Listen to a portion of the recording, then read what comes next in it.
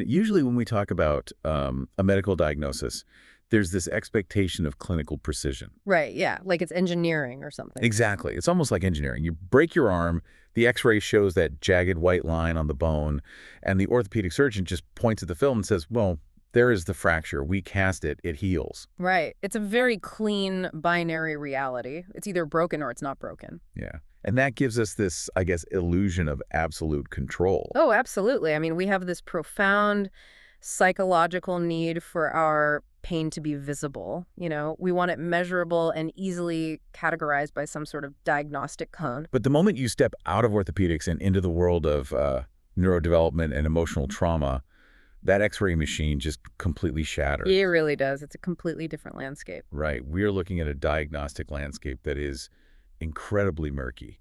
I mean, we're dealing with invisible wounds that basically masquerade as a dozen different ailments. Yeah. And that is exactly the territory we're mapping out today for you. Yeah, it's a very complex territory. It really is. So we're exploring a framework that attempts to make sense of this profound diagnostic ambiguity. Our mission today on this deep dive is to unpack a highly comprehensive model for understanding and healing from deep emotional pain. Specifically focusing on what is known as the Duha approach. Exactly, the Duha approach. And what makes it so fascinating is the premise, right? We were looking at the exact intersection where modern neurobiology, cognitive behavioral therapy, and somatic psychology just collide with ancient Islamic spiritual texts. Which is a remarkable synthesis. These are disciplines that rarely speak to one another in any meaningful way. Right, they're usually in completely different rooms. Exactly. But the sources we are analyzing today, they attempt to bridge this persistent gap in modern therapeutic settings. I mean, if we look at prevailing secular psychological models, they're extraordinarily effective at addressing the biological hardware and the cognitive software, right? The mind and the body. The mechanics of it all. Right.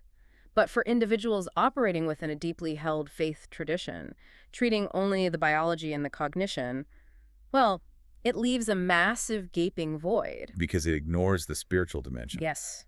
The crisis of meaning that is frequently just left completely outside the clinical room. So the framework we're examining attempts to treat the mind, the body, and the heart simultaneously. And without sacrificing the scientific rigor of any of them, which is the really cool part. Precisely. But before we dive completely into the deep end of this framework, we do need to establish a quick parameter for you listening. While we are thoroughly exploring the clinical concepts and therapeutic models presented in these source texts, this is an intellectual and analytical exploration. Right. It's an exploration of ideas. Yeah, it is not a substitute for professional psychiatric or psychological care. If you are struggling with the things we discussed today, seeking out a qualified mental health professional is always the right move. So with that established, we have to start by completely dismantling a word that has been heavily co-opted and honestly misunderstood by popular culture. And that word is trauma. Yeah, the stereotype is so deeply entrenched. It really is. Because when society says trauma, the collective imagination immediately defaults to the extreme edges of human suffering, right? Like we picture a combat veteran in a war zone or a refugee fleeing a collapsing state. And to be clear, those are catastrophic traumas. Absolutely. But when a culture restricts the definition of trauma exclusively to those highly visible, exceptional events, it inadvertently invalidates the neurobiological reality of millions of people. Which brings us to the sources for today. They anchored this discussion in one of the most significant public health studies of the last few decades, which is the Adverse Childhood Experiences Study, or widely known as the ACEs study. Right, and the scale of this study is what makes it impossible to ignore. We are talking about surveying over 17,000 individuals. 17,000. That is a massive sample size. It's massively robust, and critically, this comprised primarily middle-class individuals with access to healthcare. Wait, so it wasn't just marginalized groups? No, not at all. This wasn't a study focused exclusively on highly vulnerable populations, which honestly makes the findings even more staggering. The researchers discovered that 64% of the people surveyed had experienced at least one traumatic event during their developmental years. Okay, that statistic is world tilting if you actually sit with it. 64%. Yeah. That means if you are walking through a grocery store or sitting in a crowded coffee shop, 2 out of every 3 people surrounding you are carrying some form of childhood trauma in their nervous system. It forces a complete reevaluation of what we consider to be normal. Because these people weren't dodging shrapnel. Right. They were experiencing what clinicians categorize as big T traumas occurring within the domestic sphere. So we are looking at emotional, physical, and sexual abuse. We're looking at domestic violence, the chronic presence of household substance abuse, untreated mental illness in primary caregivers, or just severe, protracted physical and emotional neglect. But the sources don't stop there.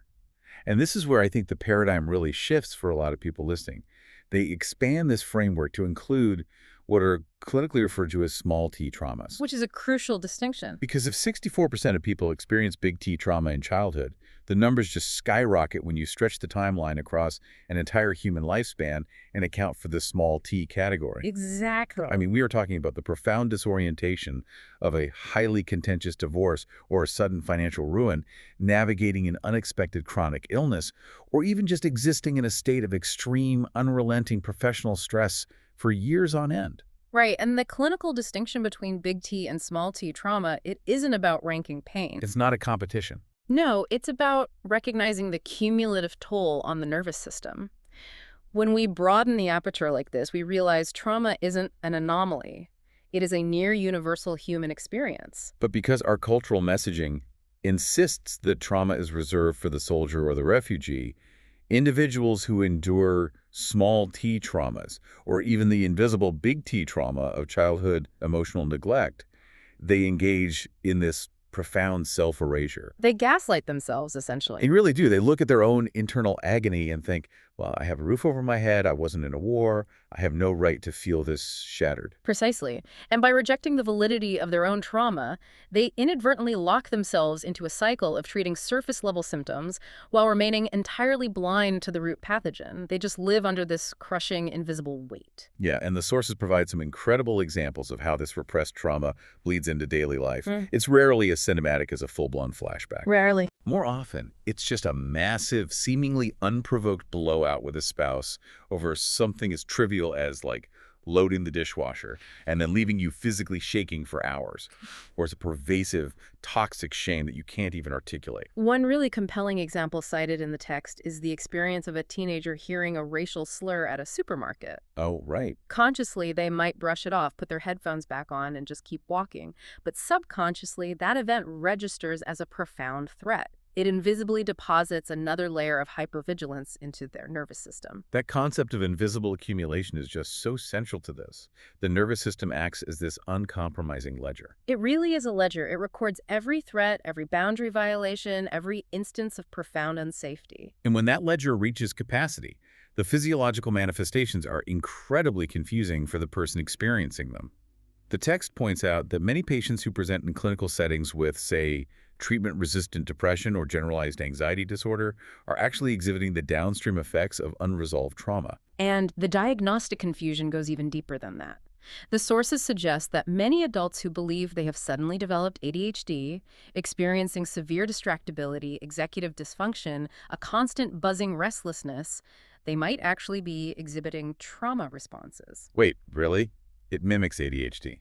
It mimics it perfectly. It makes complete biological sense when you understand the mechanics of threat detection. Yeah. I mean, if your nervous system is fundamentally convinced that you are in a hostile environment, it will forcibly reroute your cognitive resources. It's prioritizing survival over focus. Exactly. It is not going to allow you to sit quietly and focus deeply on a spreadsheet or read a novel.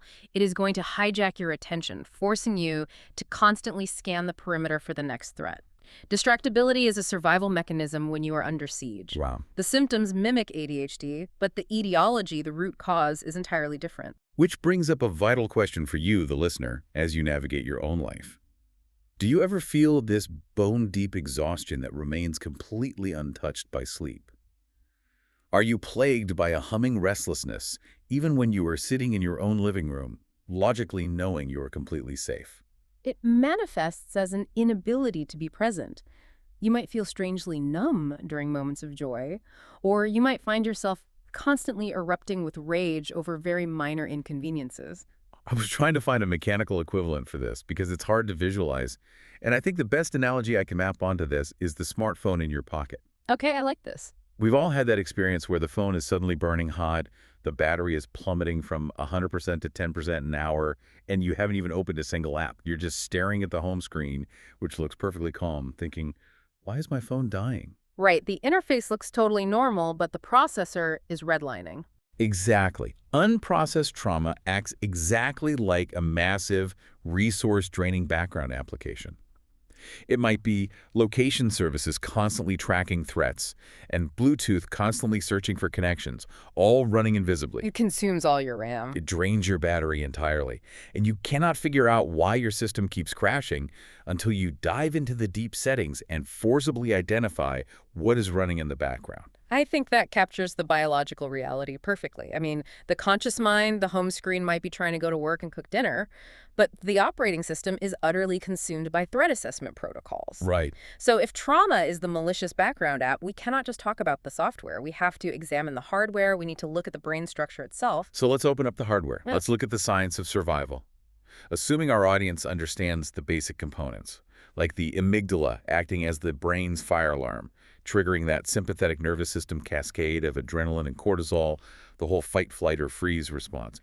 What is the actual mechanism of failure here? Why does the system break down? Well, the breakdown occurs through a process related to allostatic load, which is the wear and tear on the body from chronic stress. Okay. In a healthy nervous system, the amygdala sounds the alarm, you react to the threat, and then a higher order part of the brain called the medial prefrontal cortex, or MPFC, steps in. The MPFC is the executive moderator. It's the adult in the room. Exactly. It scans the environment, realizes the threat has passed, and sends inhibitory signals back down to the amygdala, effectively hitting the kill switch on the alarm. So it's the logic center pacifying the emotional center? Yes. But neuroplasticity is a double-edged sword. Right. When a human being is subjected to prolonged, inescapable stress or an overwhelmingly catastrophic event, the brain physically changes. Chronic floods of cortisol actually begin to impair the structural integrity of the hippocampus and the MPFC. Wait, physically impaired? Yes, the moderator literally goes offline. It loses the ability to send those inhibitory signals. And simultaneously, the amygdala becomes hypersensitized. It gets stuck in the on position. So the neurobiological reality is that the body is reacting as if the threat is occurring right now, in real time, perpetually. Perpetually. And the physiological toll of that is staggering. You are trapped in a state of hypervigilance. To cope with this unbearable internal noise, the brain might deploy dissociation. Which is when you just kind of check out. Yes, it's a mechanism where you psychologically detach from your body, your memories, and your identity just to survive the sheer volume of the alarm. Which is terrifying. And this actually brings us to a concept in the source material that I found deeply unsettling, particularly for how we live today. And that's vicarious trauma, or secondary traumatic stress. Right. It's the idea that you don't even have to be the primary victim of the trauma to have your brain architecture rewired by it. It is arguably one of the most pressing psychological phenomena of our era. The clinical data shows that secondary exposure, whether that is a therapist listening to horrific accounts all day, a first responder arriving at scenes of devastation, or an individual incessantly consuming graphic, unedited footage of global tragedies on their phone. Which we all do now. Right. That exposure can induce the exact same biological cascade as firsthand trauma. See, I want to push back on this a little, or at least explore the complication it creates. Because the standard secular advice for vicarious trauma is behavioral modification, right? Turn off the screen, curate your feed, look away to protect your nervous system. Yes, that's the standard protocol. But what if a person's faith, or their core moral philosophy, explicitly demands that they bear witness to the suffering of the vulnerable? If a person believes they have a spiritual duty to care about global injustices, how do they reconcile the biological necessity of looking away with the moral imperative of staying engaged?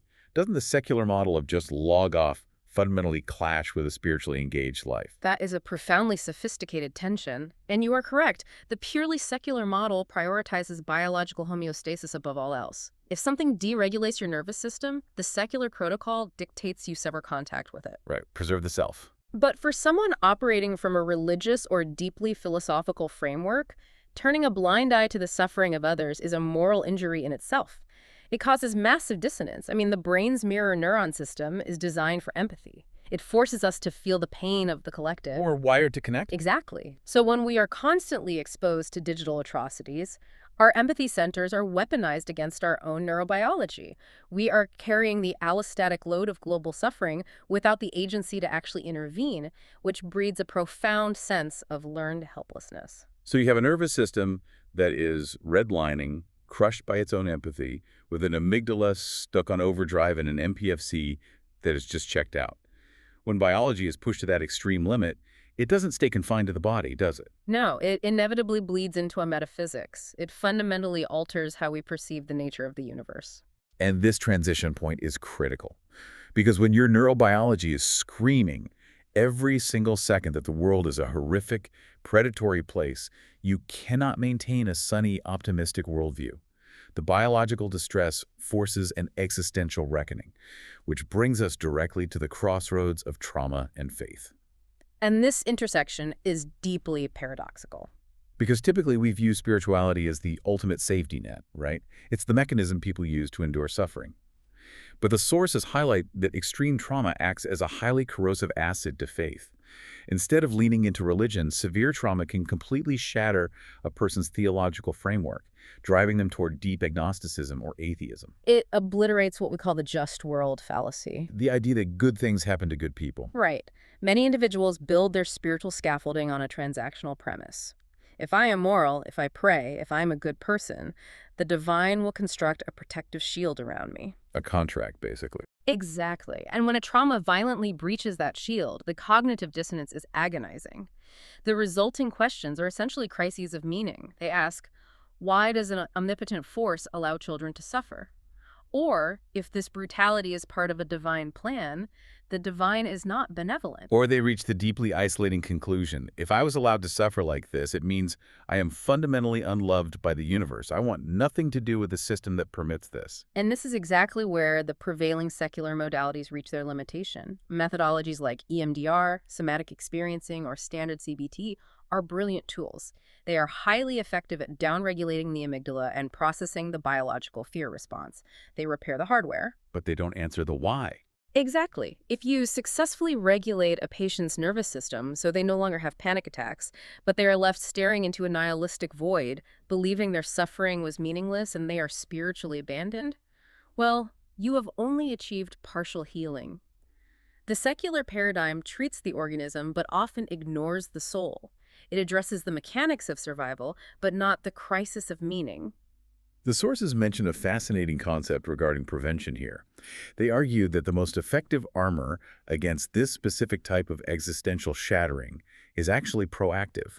It's about constructing a robust spiritual theology regarding the nature of hardship before the crisis even occurs. It is the psychological equivalent of retrofitting a building for earthquakes. Oh, it's a great way to put it. If your belief system only accounts for sunny days, a hurricane will level it entirely. You have to intellectually and spiritually engage with the problem of suffering during times of stability, creating a cognitive framework that can actually bear the weight of tragedy when it inevitably arrives. So, if secular psychology leaves this massive gap regarding meaning and spirituality, how does one actually bridge it? How do we build a therapeutic model that addresses the mind, the body, and the heart in equal measure? This brings us to the absolute core of our deep dive today, the framework proposed by our sources to solve this exact problem, the Duha approach. Yes, the Duha approach is a fully integrated holistic model, and it derives its name and its clinical interventions from a very specific chapter in Quran, Surah Duha, which translates roughly to the morning brightness. And the historical and psychological context of this text is vital, because this chapter was not delivered during a period of triumph or ease. It was revealed to Prophet Muhammad during an extended period of agonizing personal distress. He was experiencing a complete suspension of divine revelation. The communication had just stopped. And in the context of his life, this silence was devastating. His society was actively mocking him, suggesting his God had finally abandoned him. He was plunged into a state of profound self-doubt, anxiety, and deep depressive symptoms. And the psychological validation embedded in that context alone is staggering. I mean, within the Islamic paradigm, Prophet Muhammad is viewed as the pinnacle of human excellence. Yet the text explicitly acknowledges that he suffered from severe psychological distress. Furthermore, if you look at his biography, he endured massive big T traumas. Yeah, he really did. He was orphaned at a young age. He lived through extreme poverty and starvation.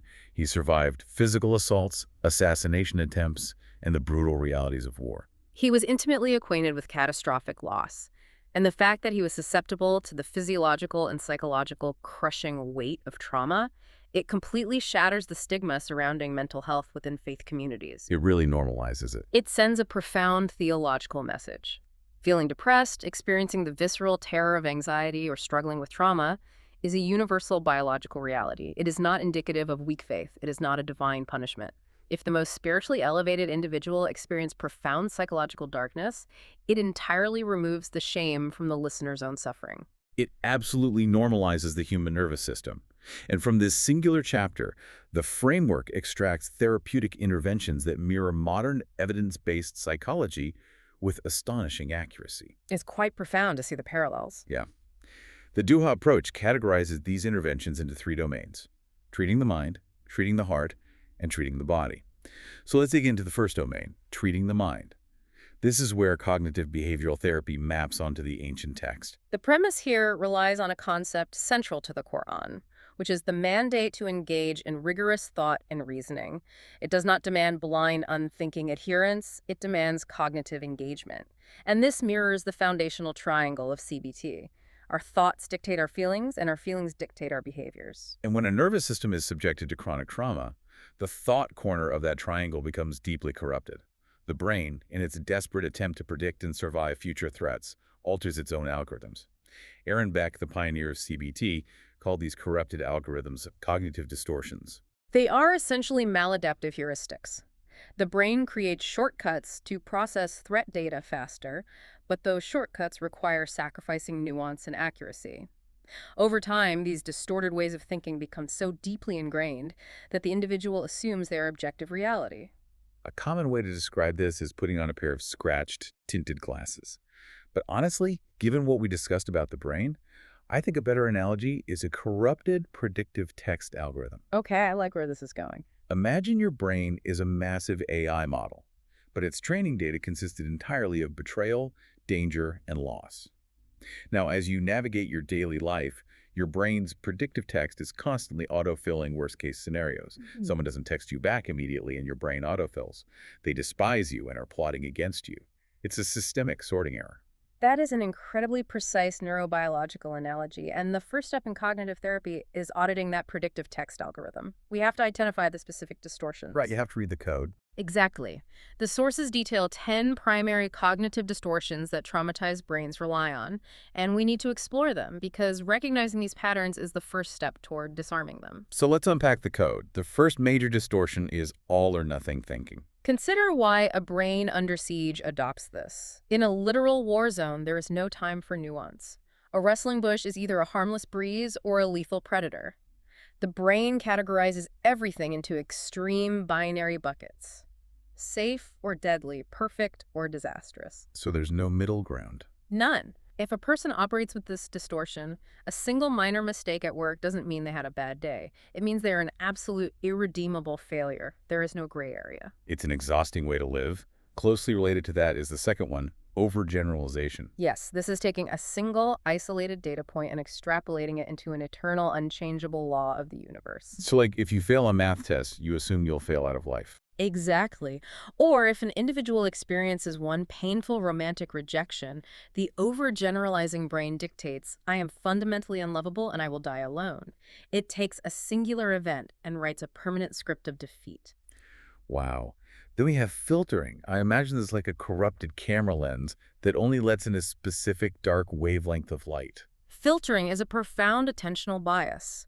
The brain scans the environment, entirely ignores any neutral or positive data, and fixates obsessively on a single negative detail. Right. A person could receive a performance review with 20 glowing compliments and one minor area for improvement. The filtering distortion erases the 20 compliments from their conscious awareness, and they spend the next month agonizing over the single critique, convinced they are about to be fired. Which leads right into the fourth distortion, disqualifying the positive. This one feels particularly insidious because it requires active effort to maintain the misery. It really does. It is the active rejection of contradictory evidence. When a traumatized brain has decided the world is hostile and the self is worthless, positive experiences actually threaten that established worldview. Wait, feeling good feels like a threat. Yes. So the brain disqualifies them. If someone offers genuine praise, the internal narrative immediately spins it. They are lying to me out of pity, or they only think I'm smart because they don't really know me. It actively destroys positive data to protect the negative core belief. That is wild. The fifth distortion is jumping to conclusions, which branches into two common behaviors: mind reading and fortune telling. Both are attempts by an anxious brain to gain control over an unpredictable environment. Mind reading is the assumption that you have access to the internal negative judgments of others without any empirical proof. My boss frowned during the meeting. He clearly thinks my project is garbage. Even though he might just have a headache. Exactly. And fortune telling is predicting a catastrophic future outcome before the event even initiates. I am going to have a panic attack at this party, embarrass myself, and ruin my social standing, so I simply will not go. It's a self-fulfilling prophecy engine. Mm. The sixth distortion is magnification and minimization. This is a distortion of scale. The brain operates like a funhouse mirror. It looks at personal flaws, mistakes, or potential threats and massively exaggerates their significance. That's magnification. And the inverse. Minimization. It looks at personal strengths, resources, and past triumphs and shrinks them down to microscopic irrelevance. The individual is left feeling incredibly small against overwhelmingly massive problems. Number 7 is emotional reasoning. Given how intensely trauma affects the emotional centers of the brain, this one must be incredibly pervasive. It is the hallmark of an overactive amygdala. Emotional reasoning flicks the scientific method on its head. It operates on the premise that if I feel a certain way, it must represent objective truth. So feelings equal facts. Yes, I feel visceral terror right now. Therefore, I must be in immediate physical danger, even if they are sitting safely in their bedroom. Or, I feel profound guilt. Therefore, I must have done something monstrous. It treats neurobiological sensations as indisputable facts. Distortion 8 is the tyranny of should statements. This is living under a brutal, inflexible set of internal laws. The internal monologue is dominated by I should, I must, or I ought to. I should be completely healed from my trauma by now. I shouldn't feel this exhausted. That sounds so punitive. It is. It completely strips away the flexibility required to be a messy, evolving human being.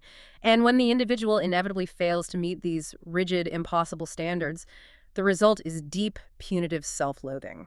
Number 9 is labeling, which seems like the ultimate toxic endpoint of overgeneralization. Exactly. Instead of criticizing a specific behavior, the brain attacks the identity. A person doesn't say, I made a careless error on that spreadsheet. The labeling distortion dictates, I am a careless, incompetent idiot.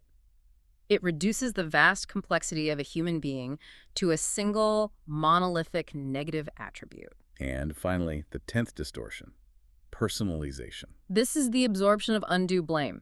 The brain assumes hyper-responsibility for external events that were entirely outside the individual's control, like a child witnessing their parents' volatile divorce and concluding, if I had just been quieter and gotten better grades, they wouldn't have split up. Oh, that's heartbreaking. It is the desperate attempt of a powerless mind to create a sense of control, even if that control requires carrying the guilt of the entire world. When you lay out all 10 of those distortions, it perfectly maps the chaotic code running in that background app we talked about.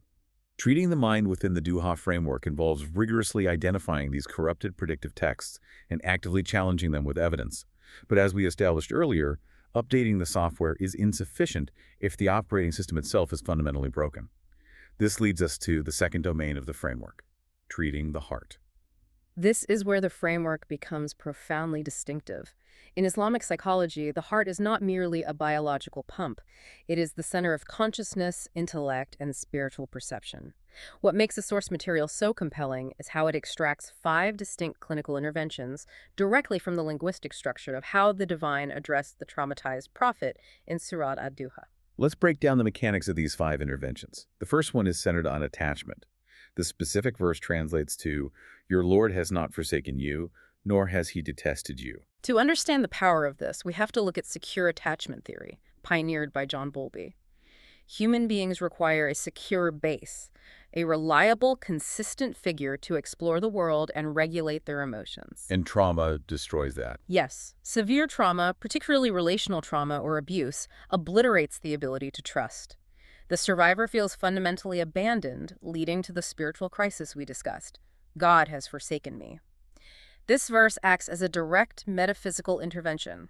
It unequivocally rebuilds the ultimate secure base. It's saying, I am still here. Exactly. It assures the individual that despite the profound silence and the pain, they are not abandoned, and critically, they are not detested. Reestablishing a secure attachment to a higher power provides the psychological anchor necessary for all subsequent healing. The second intervention addresses the perspective of the sufferer. The verse reads, "And the hereafter is better for you than the first life, and your Lord is going to give you, and you will be satisfied." We can view this through the lens of dialectical behavior therapy, specifically distress tolerance skills. When a person is experiencing a severe trauma response or a depressive episode, they experience tunnel vision. Right. You can only see the pain. The cognitive distortion tells them that this current agony is the only reality that exists, and it will persist for eternity. They lose the horizon. This verse forcibly widens the aperture. It does not invalidate the current pain, but it shifts the focal point, injecting radical hope by guaranteeing a future state of satisfaction and relief. It breaks the paralyzing illusion of eternal suffering. The third intervention is a masterclass in direct cognitive restructuring. The verses ask a series of rhetorical questions. Did he not find you an orphan and give you refuge? And he found you lost and guided you, and he found you poor and made you self-sufficient. This is an incredibly sophisticated therapeutic technique. We talked about the filtering distortion, where the traumatized brain only sees threat and loss. Here, the text bypasses the emotional reasoning by presenting indisputable historical data. It's using evidence. Exactly. It commands the intellect to review the empirical evidence of past survival. You feel utterly defenseless right now, but look at the data set. You were an orphan, the most vulnerable status in society, and you survived. You were provided for. It forces the cognitive pathways to recognize a pattern of resilience and divine care, effectively rewriting the corrupted algorithm with historical truth. It's essentially saying, I see your anxiety, and I raise you your own track record of surviving 100% of your bad days. That's a great way to put it. The fourth intervention pivots from thought to action. It's behavioral activation. The text shifts to direct commands. So as for the orphan, do not oppress him. And as for the petitioner, do not repel him. This pivot is neurobiologically essential. The limitation of pure talk therapy is that you cannot simply think your way out of a physiological trauma response. The body is trapped in a freeze state, immobilized by the perceived threat. You're stuck. Yes. Behavioral activation dictates that engaging in purposeful, values-driven action physically alters brain chemistry. By commanding the individual to get up and serve those who are even more vulnerable, the orphan, the petitioner, the text breaks the inertia of depression. Altruistic action stimulates dopamine pathways and reconnects the individual to the social fabric. It uses the body's movement to signal to the brain that the individual has agency and purpose. You move the body to change the mind. And that leads to the final intervention for the heart, cultivating gratitude. The closing verse instructs, and as for the favor of your Lord, report it. The field of positive psychology has spent the last 2 decades validating this exact mechanism. The instruction isn't merely to feel grateful, it is to report it, to articulate it. Speak it out loud. Right. When an individual actively scans their environment to identify and proclaim blessings, they are intentionally retraining the reticular activating system in the brain. Instead of defaulting to threat detection, the brain builds new neural pathways optimized for detecting safety, provision, and good. It is a biological rewiring of attention. It is genuinely awe-inspiring to analyze an ancient text and see secure attachment theory, DBT distress tolerance, CBT cognitive restructuring, behavioral activation, and positive psychology all seamlessly interwoven into just a few lines of text. It really is profound. But the framework doesn't stop there, because as profound as the mind and heart interventions are, the trauma still resides in the physical tissues. We have to address the third domain, treating the body. This brings us to the fundamental reality of trauma: somatic memory. The conscious mind might suppress a horrific event, the cognitive distortions might be challenged, but the nervous system and the physical tissues keep a meticulous, unrelenting score. The sources illustrate this concept with a striking historical narrative regarding Prophet Yaqub, or Jacob. According to the text, the profound, unyielding grief he experienced over the loss of his son Yusuf was so overwhelming that he literally went blind. In modern clinical terminology, we would explore this as a severe somatic symptom disorder or conversion disorder. The psychological agony exceeded the mind's capacity to process it, so the sheer voltage of that grief was downloaded into the physical body, manifesting as physiological blindness. That is just a massive biological short circuit. It is. And while that is an extreme example, we see the echoes of this mechanism constantly. Unprocessed trauma energy gets trapped in the sympathetic nervous system, leading to chronic migraines, severe gastrointestinal issues, autoimmune flare-ups, and inexplicable chronic pain. The body bears the brutal physical burden of the unfelt emotions. Which perfectly explains why a person can spend years in traditional talk therapy, rationally understanding all their traumas, yet still experience massive panic attacks. Yeah. You can't just talk a hypervigilant nervous system out of its physical bracing. Precisely. The cognitive interventions must be paired with somatic discharge. The framework emphasizes the necessity of expressive therapies to communicate directly with the autonomic nervous system. Like what? This involves deep, regulated breath work to stimulate the vagus nerve, signaling safety to the viscera. It involves somatic experiencing, movement therapy, or guided visualization. The physical body must be given a safe mechanism to physically complete the fight-or-flight response that was thwarted during the original trauma. Only then can the trapped survival energy be released from the tissues. So, we have comprehensively mapped the Duha approach. We have rewired the cognitive distortions of the mind. We have applied the 5 profound interventions to the heart, reestablishing secure attachment and perspective. And we have addressed the somatic memory trapped in the body. We've covered a lot of ground. We really have. But the fundamental question now is, to what end? Is the ultimate goal of all this exhaustive, painful work simply to revert to the exact person we were before the trauma hit? Are we just trying to reset to factory settings? That is the most common expectation when individuals begin healing. They state, I just want to be my old self. But neurobiology and human experience dictate that this is impossible. Trauma irreversibly alters your architecture. You cannot unexperience the abyss. You can't put the toothpaste back in the tube. Exactly. However, and this is the crux of the final section of our sources, that irreversible change does not have to culminate in a permanent deficit. This brings us to one of the most compelling and hopeful paradigms in modern psychology, post-traumatic growth. PTG. We are so culturally conditioned to only discuss post-traumatic stress disorder that the concept of post-traumatic growth almost sounds offensive at first pass. The idea that horrific trauma can actually catalyze profound, positive psychological expansion, well, it feels counterintuitive to the pain. It can feel deeply jarring to a survivor. It is vital to clarify that post-traumatic growth is not a manifestation of toxic positivity. It is not a glib assertion that everything happens for a reason, nor does it minimize the devastation of the trauma. Right, it doesn't excuse what happened. No, not at all. PTG is the scientific and psychological observation that in the grueling, agonizing aftermath of having one's worldview completely shattered, the struggle to rebuild a new framework often forces an individual to develop psychological capacities they never would have accessed otherwise. Our sources identify 5 specific domains where this growth manifests. Let's explore these because they offer a profound reframing of the survivor's trajectory. The first domain is a fundamentally altered, greater appreciation of life. When an individual has been proximate to death, or when they have been completely submerged in psychological darkness, the baseline of existence is recalibrated. The trivial annoyances that used to consume their energy lose their power. Traffic jams don't matter as much anymore. Exactly. Suddenly, emerging from the rubble, the mundane becomes miraculous. The simple act of breathing without panic, a quiet morning, or a mundane conversation takes on a profound, resonant depth. They stop taking the default state of existence for granted. The second domain is an increased closeness in relationships, which seems tied to an expansion of empathy. Suffering is the ultimate filter. A life-shattering event rapidly sifts the superficial relationships from the profound ones. But more deeply, enduring immense pain cracks the ego open. Because the individual has navigated the darkest depths of the human experience, their capacity to hold space for the pain of others is exponentially expanded. I just understand. Yes. They develop a resonant empathy that someone who has lived a purely sheltered life simply cannot access.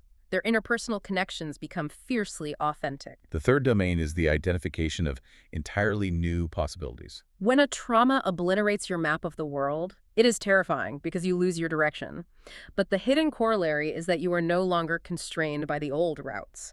The previous priorities, perhaps an obsession with corporate status or material accumulation, suddenly appear hollow and absurd in the wake of survival. It's like wiping the slate clean. This destruction clears the deck.